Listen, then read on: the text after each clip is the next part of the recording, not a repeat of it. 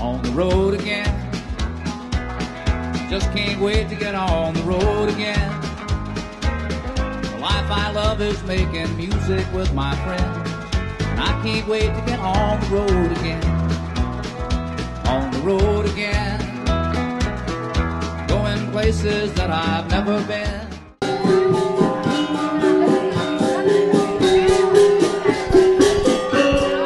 Hello YouTubers, it's me, Michael Brewer, your friendly neighborhood gay guru, reporting to you from the tallest volcano peak on the island of Bali. We're at the Puri Pasong Agung. It's the highest temple in Bali, highest located temple that is, and we're here on the day in which the temple celebrates its anniversary. So there are all sorts of offerings and celebrations and ceremonies going on here. Behind me is the gamelan orchestra playing in honor of the gods. I picked this location to report to you today because I want to show you a little bit of the Balinese culture and their form of worship, which is so very, very different than ours in the West. The celebration of this temple, its anniversary, which comes once a year, goes on for a whole week. And the Balinese highest form of celebration and honor for their temples and for their gods is art.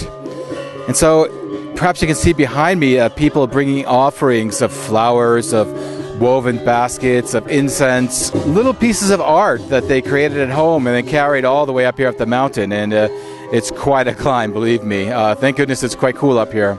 And gamelan music, which you can hear behind me, is another form of art that is played in honor of the gods. They think that the making of art is a form of worship, a type of meditation.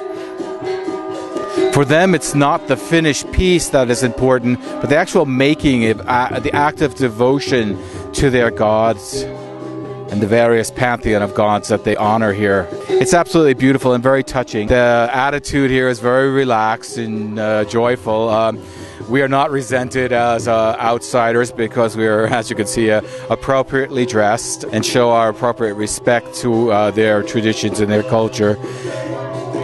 I think they're happy to show the beauty of their culture and their religion. I think they're happy to share with us and to show us how lucky they are, actually, because for them, it's not like us in the West that they wait for certain ceremonial days or holidays like Christmas or Easter or any other of the monotheistic religions. Every day is a celebration. Each day they stand up, they get up and they pray to their gods. They go to their temples. Every single house has its own temple.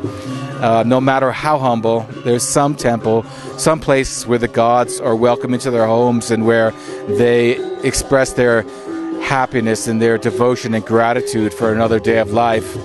And believe me, many of these people don't really have much in material terms, but they are so wealthy in spiritual terms that as a Westerner, quite frankly, I feel quite impoverished.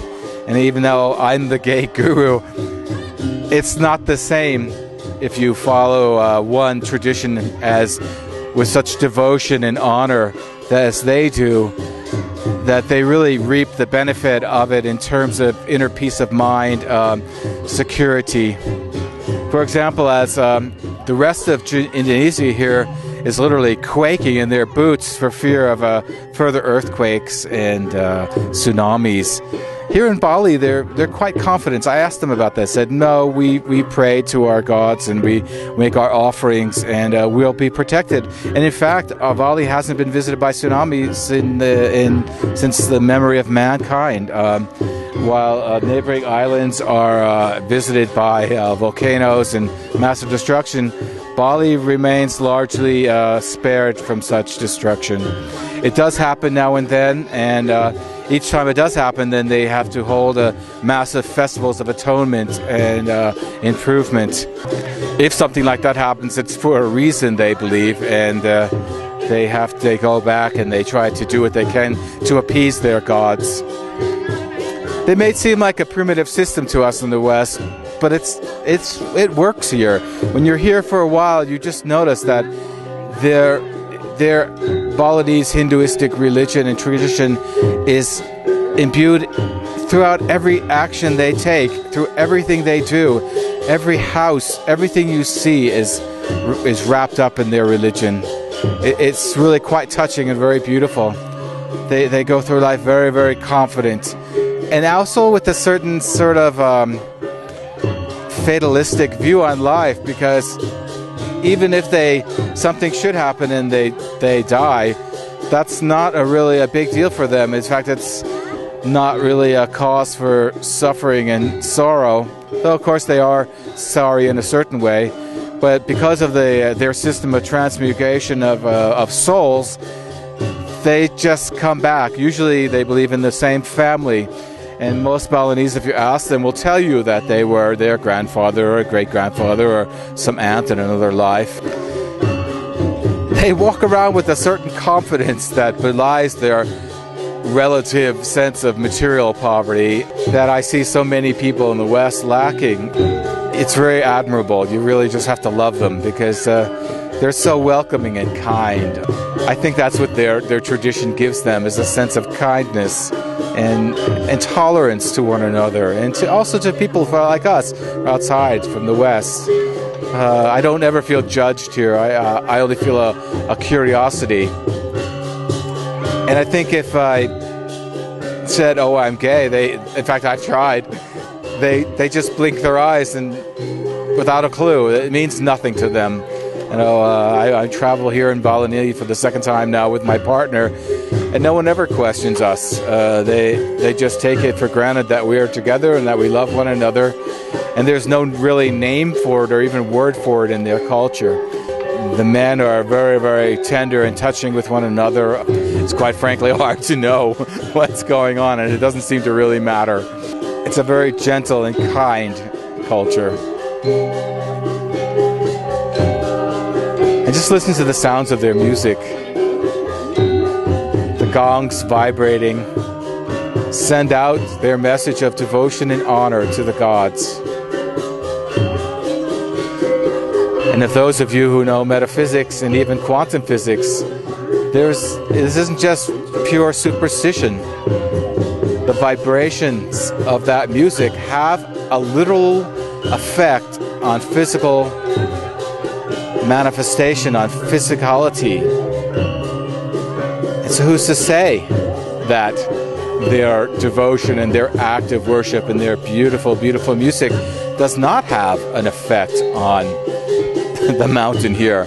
I mean, right above here is a 4,000-meter volcanic peak that breaks out at regular intervals. In fact, the last time in 1963, it wiped out a good quarter of the eastern Bali here. I mean, it wreaked a massive devastation. And the Balinese just patiently went about repairing and rebuilding their cities and towns and temples and appeasing the gods and wondering where they went wrong and figuring that out and going about rectifying that, and things have stayed pretty quiet since then, thank goodness.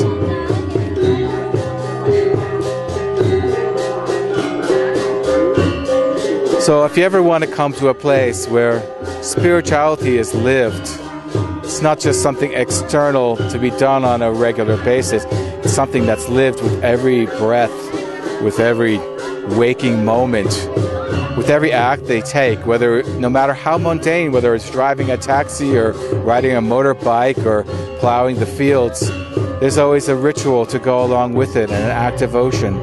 Nothing is ever separated from their sense of spirituality. Unlike us in the West, they're really at one, atonement, at one-ment with their gods and with their belief system. Their belief system is not something separate outside themselves. It is them. It's just what they do. It's simply what they are. There is no separation. And I think that's the most wonderful message we can get from Bali. So I see my time's about up on this video. I'm very happy to report to you here from my favorite place in the world, the island of Bali. I'm going to turn around now and enjoy the festival, and I'm going to leave the camera running so you can enjoy a bit of it along with me. Om Swasti Swasti. Namaste.